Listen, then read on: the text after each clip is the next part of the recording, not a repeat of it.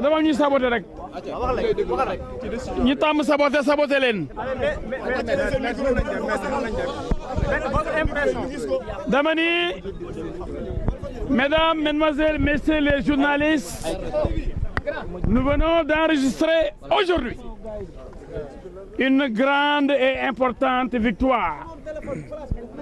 Les avocats de monsieur le ministre Mame Mbaye Niang ont plaidé et gagné sur toute la ligne.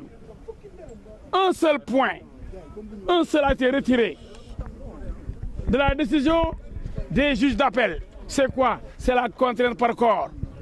C'est-à-dire qu'on ne pourra pas envoyer en prison Ousmane Sonko s'il ne paye pas les 200 millions. Mais on pourra saisir ses comptes, on pourra saisir ses maisons, saisir ses véhicules et tous ses biens. La seule différence ici, c'est qu'on ne pourra plus, s'il ne paye pas, l'envoyer en prison. Mais à part ça, les 6 mois de prison avec sursis sont maintenus.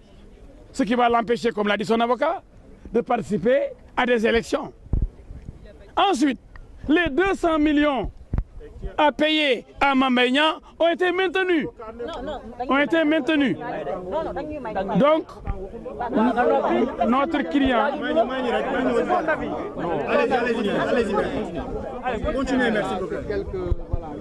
Notre client, le sieur Mame Mbaye Niang, doit recevoir de Ousmane Sonko la somme de 200 millions. Cela a été confirmé.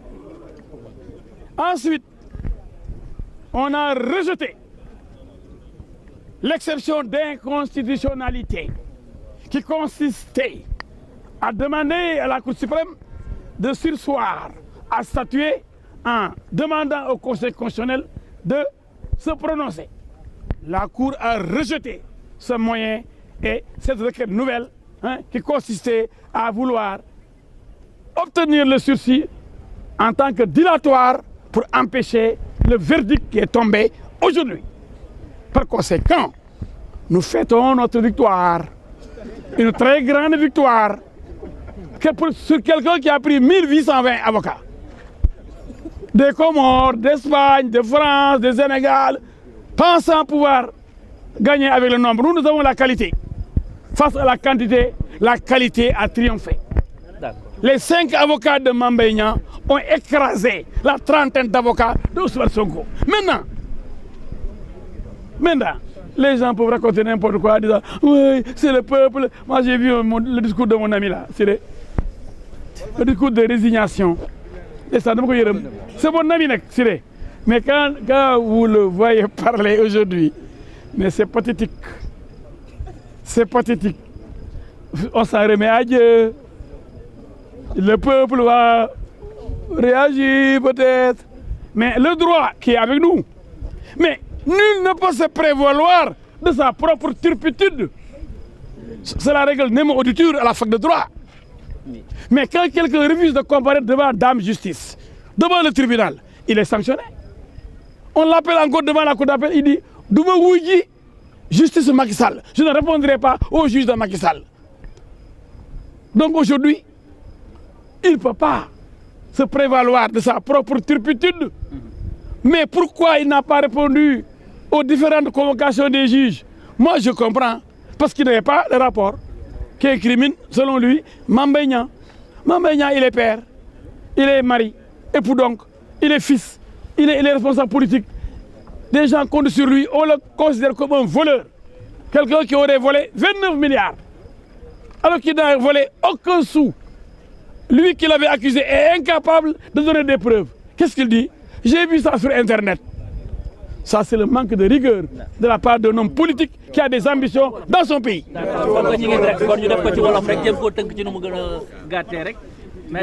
li ma leen mën a wax tey de la am nañ ndam lu rëy képp kuy avocat Mame Mbaye Niang tey am nga mbégte ndax xeex bi ñu xeex liggéey bi ñu liggéey dafa rafet pourtant junniy avocat la jàllaloon wala téeméeri junniy millions avocat ndax jëlee nañu ay Comores ak France ak ku ma xamul ku ne Espagne ak Sénégal jëlee fi woon fanweeri avocat nangam waaw ñun nag dañu xam ne qualité moo mën quantité juróomi avocat jànloog ñoom wax dëgg ndax dëgg mooy mujj wan leen kii nga sosal muy bàyyi di ndey di bàyyi di jëkkër am ndey am baay am ay mbokk am ay militant nga ne ko da ngaa sàcc lu toll ñaar fukki milliards ak juróom-ñeent mu ne sama der rek dama ko raxas ñëwal fi yoon nekkee fi Maxra nekkee benn ñëwal ci yoon wane nag fu ma jëlee ñaar fukki milliards ak juróom-ñeent sax parce que bu ma raxasul sama der mun yóbbul ci yoon man dee naa fu ma ñu ne sàcc bi nga ñëwoo la ci yoon pour nga leeral loolu nga ne wujjoo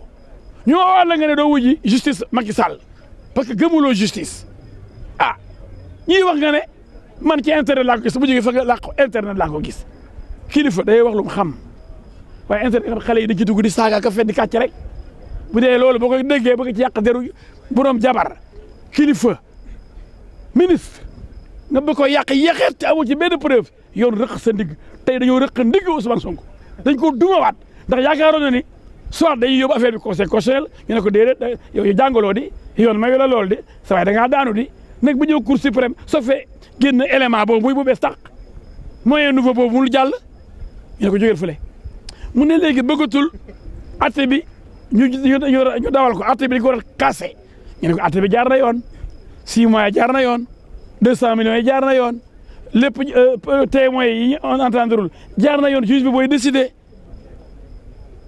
yow situation bi jaar na yoon yow kay yaa lànk bañ doo wujji di daw di dëbboon teg huissier ku la ngay làq fu ne ndax ragal ndax xam nga boo demee sa gàcce la ndax la nga waxoon du dëgg te mënoo ko firnde ñu di ko nekk di ko firnde ko rek Olof Njaay mu ne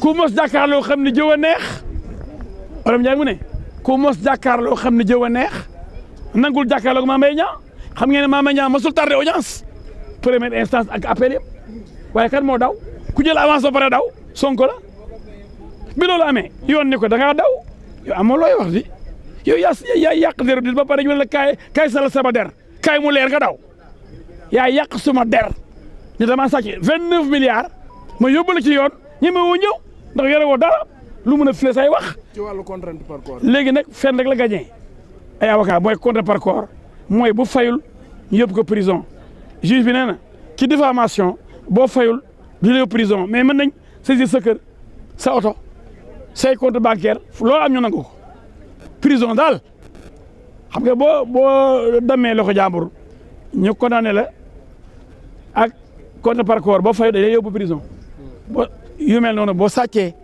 yooyu yëpp day am compte par corps mais diffamation amul compte par corps ci li juge bi wax kon may nañ ko ni moom bu fayul it kenn du ko tëj kaso waaye lu mu am comme l'avait dit Mame Mbaye dañ jël fourchette yi jël kawas yi jël ay daalam nangu ko kon duñ ko baal dara kon nit ki buy wax lii dañ ciy jàngat dara mooy nit ñi nañ jàng di wax dëgg waaye yàq der dafa yomb saaga dafa yomb taal dafa yomb waaye koo fi def dina rëq sa